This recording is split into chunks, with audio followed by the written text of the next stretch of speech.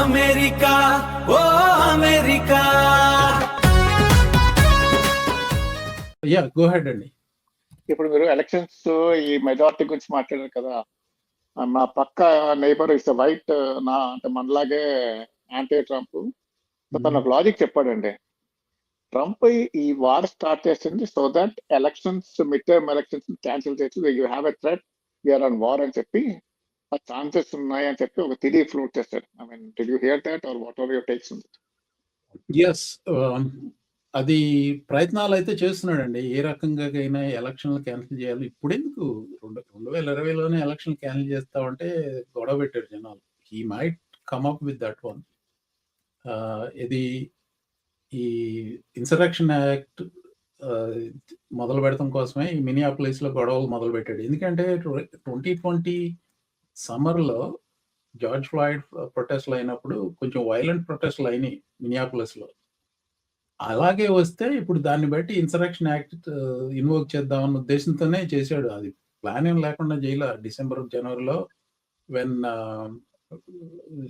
జనవరిలో తను ఈ ఐస్ని మినియాపోలిస్లో వదలటానికి కారణం అది. So yes, he is trying to find out every which way possible to stop the elections, rig the elections, or prevent people from voting.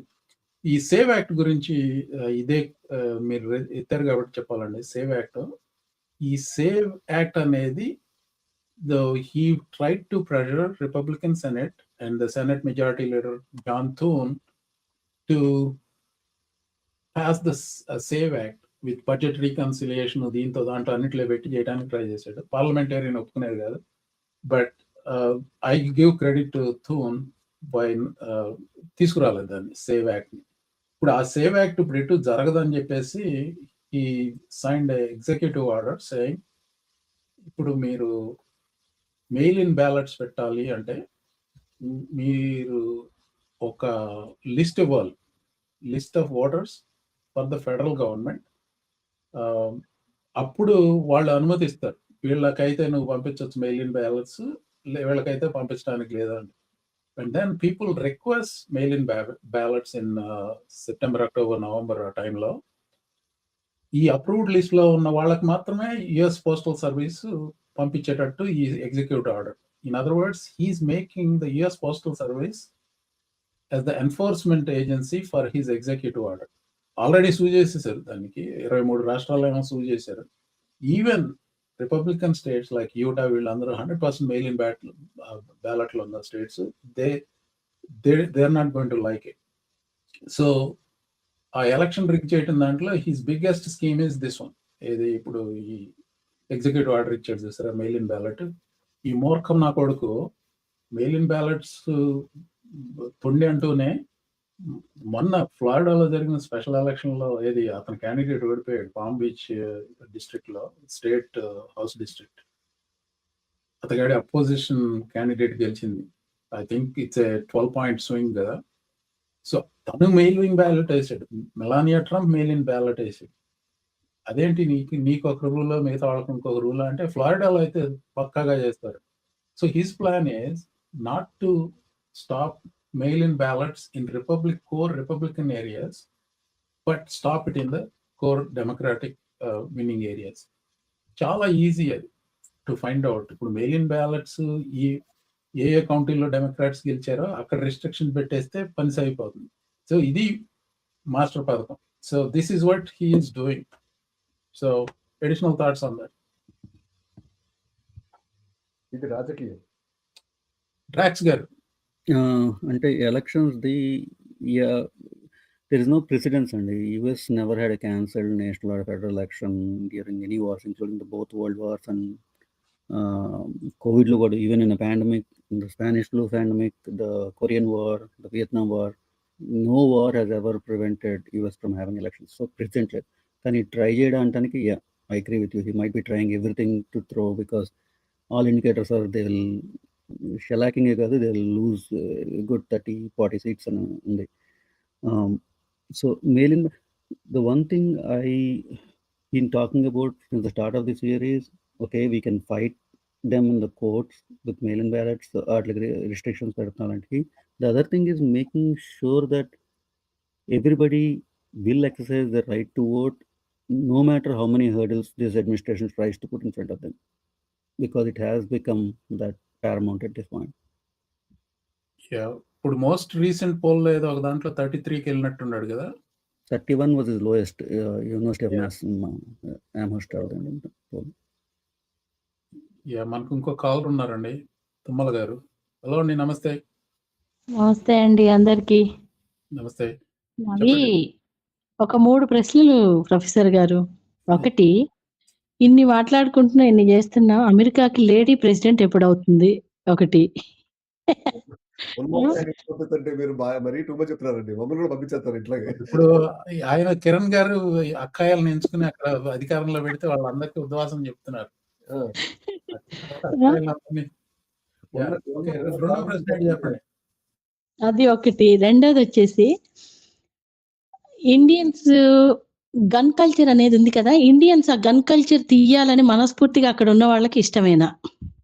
దానికి అది ఒక క్వశ్చన్. మూడోది వచ్చేసి ఈ ఇండియన్స్ మీద హేట్ రేట్ అనేది ఇంకా వచ్చే గవర్నమెంట్స్ తో వాళ్ళతో కూడా కంటిన్యూ అవుతుందా, లేకపోతే ఇది ఇక్కడితో స్టాప్ అవుతుందా కొన్ని రోజులైనా?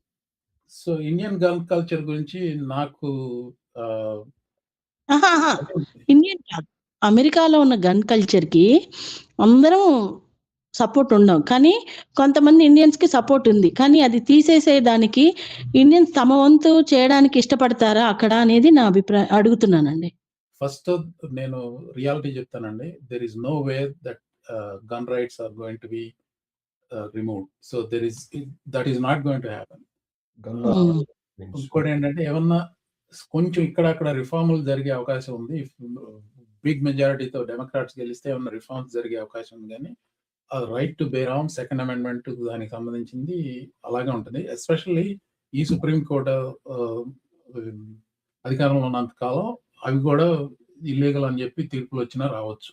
సో అది how Indians will react to అంటే నాకు తెలిసినంత వరకు జనరల్ గా ఇండియన్స్ లో vast majority, I don't know, I have not seen any polling on it. Vast majority అంటే వే ఓవర్ 50% అనుకుంటా. They are against the gun culture. But నాకు తెలిసిన 2-3 దే లవ్ గన్స్. నేను ఒక యానెక్డోట్ చెప్తాను. అట్లాంటాలో ఒక పార్టీకి వెళ్ళాను. ఎవరు బేసికల్ గా రిసెప్షన్, పెళ్లి రిసెప్షన్ మా ఫ్రెండ్స్ వాళ్ళ అమ్మాయిది. సో వాళ్ళ వెళ్తే భోజనం చేస్తున్నాం, పక్కన ఒక ఆయన కూర్చున్నాడు. ఆయన పక్క రిపబ్లికన్. ఇది ఎప్పుడు నాకు అప్పుడు ట్రంప్ ఫస్ట్ టైం ఎలక్షన్ లో నిలబడ్డ టైంలో అన్నమాట. ఈ seem to be already in Trump's camp already. So gun discussion తీసుకొచ్చాడు. అతను ఆ గన్ డిస్కషన్ కూడా ఎట్లా తీసుకొచ్చాడు?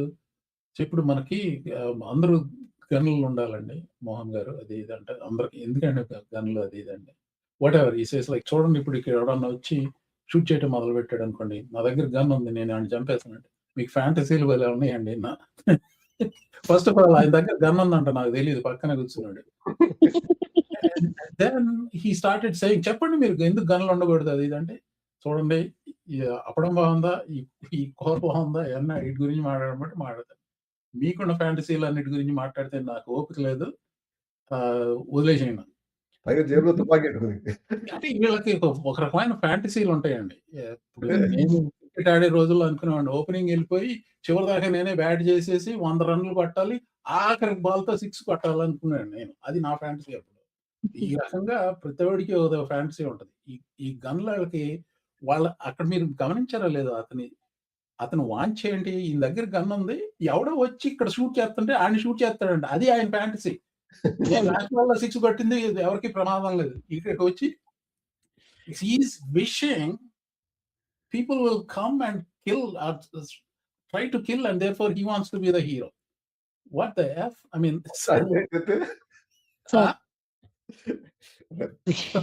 ఇది గన్ కల్చర్ అంటే నిజంగా అది చాలా బాధ అనిపిస్తుంది చూస్తుంటే. అంటే ఈ దేశ చట్టాల్లో సెకండ్ అమెండ్మెంట్ ప్రకారంగా రైట్ టు బేర్ ఆర్మ్స్ ఉంది.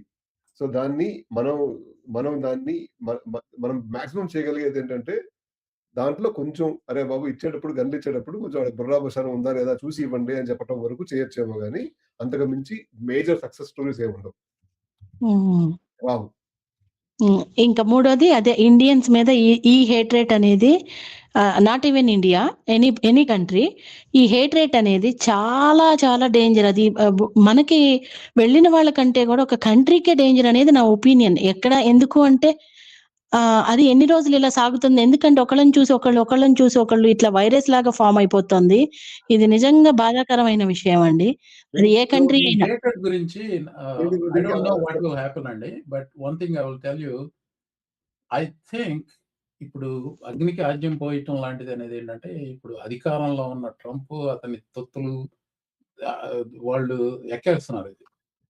ఇప్పుడు కొంత లెవెల్‌లో లా ఎన్ఫోర్స్‌మెంట్ కొంచెం పటిష్టంగా ఉంటే ఇది జరగకపోవచ్చు. నేను అనుకోవటం over a period of time సద్దుమణుగుతది ఇదని. ఇప్పుడు I don't know exactly. ఈ social media is here for like worse. Social media is the main cause of it.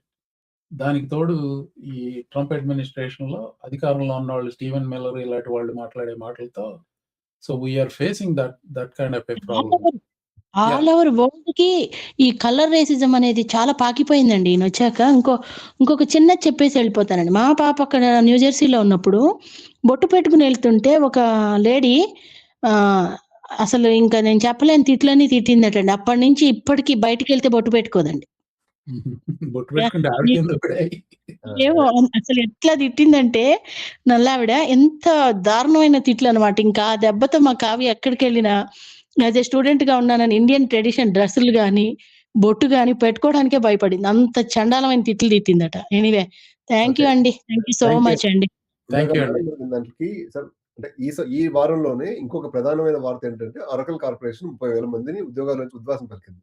పొద్దున్న 6 గంటలకి ఈమెయిల్ పంపించింది. దాంట్లో ప్రధానంగా ఒక 12,000 మంది ఇండియాలో ఫైర్ అయ్యారు. కొంతమంది ఎక్కువ మంది అమెరికాలో కూడా ఫైర్ అయ్యారు. అమెరికా నంబర్స్ బయటికి రాలేదు గానీ ఎక్కువ మంది ఫైర్ అయ్యారు. మనం దీంతో ఆలోచించుకోవాల్సింది ఏంటంటే ఐటీ ఇండస్ట్రీ అనేది స్లోగా డ్రై అప్ అయ్యే పరిస్థితిలో ఉంది. అన్ని కంపెనీలు దాదాపుగా పోయిన 1 ½ ఇయర్ నుంచి లే ఆఫ్ పొజిషన్స్‌లోనే ఉన్నాయి తప్ప హైరింగ్‌లో తక్కువే ఉంది. సో, లే ఆఫ్‌లు పెరుగుతున్నాయి. అమెరికాలో ఐటీ జాబ్‌లు అనేది ఇంకా పెద్ద అంటే అదేదో ఈజీగా అటైనబుల్ చేసుకోవచ్చు, ఈజీగా పెరిగిపోవచ్చు అనే థాట్‌లో నుంచి మనం ఇక్కడ గట్టిగా ఉంచుని సాధించగలిగితే సాధించగలము. అంతేగాని ఉత్తుత్తి మాటలతో ఏదేదో పైపైన మాటలతో చేసుకోలేము అనే థాట్ ప్రాసెస్ మనకి రావాలి. ప్లస్ అమెరికన్స్‌కి కూడా ఇక్కడ అన్ని ఉద్యోగాలు లేవు. ఇక్కడ వేరే ఇండియన్స్ మీద ద్వేషం పెంచుకున్నందువల్ల మనకు అంత ఉపయోగం కూడా లేదు. ఎందుకంటే అక్కడ ఉద్యోగాలు లేనప్పుడు మనం పోటీ పడాల్సిన అవసరం కూడా లేదు అనేది ఆళ్ళకే అర్థం అవ్వాలి. మనం కింద బేస్ లైన్‌లో మనం ఏ గేమ్ ఆడుకున్నా, పైన కార్పొరేషన్స్ వేరే గేమ్ ఆడుతున్నాయి. మనందరిని పీకేసి మనల్ని ఆటోమేట్ చేయడానికి ఆళ్ళ గేమ్ ఆళ్ళు ఆడుకుంటున్నారు. ఆళ్ళ గేమ్‌ని గనక మనం అర్థం చేసుకొని, మన పరిస్థితుల ప్రకారంగా మనం మూవ్ అవ్వకపోతే, మ మనం కొట్టుకుంటా ఉంటాం గానీ, ఎక్కువ రోజులైతే కొట్టుకోవాల్సిన అవసరం కూడా ఉండదు. యాహ్! బాగా అయితే 3, 4 ఏళ్ల కంటే ఎక్కువ కొట్టుకోలేము. 3, 4 ఏళ్లలో ఉద్యోగాలే పోతంటే, నువ్వు ఏడుస్తావు ఇంట్లో కూర్చొని, నేను ఏడుస్తాను ఇంట్లో కూర్చొని. యాహ్! సుబ్బారావు గారు, వాట్ ఆర్ యువర్ థాట్స్ అండి తుమ్మల గారు అడిగిన ప్రశ్నలు? సుబ్బారావు గారు ఉన్నారా? Going once, going twice. Okay.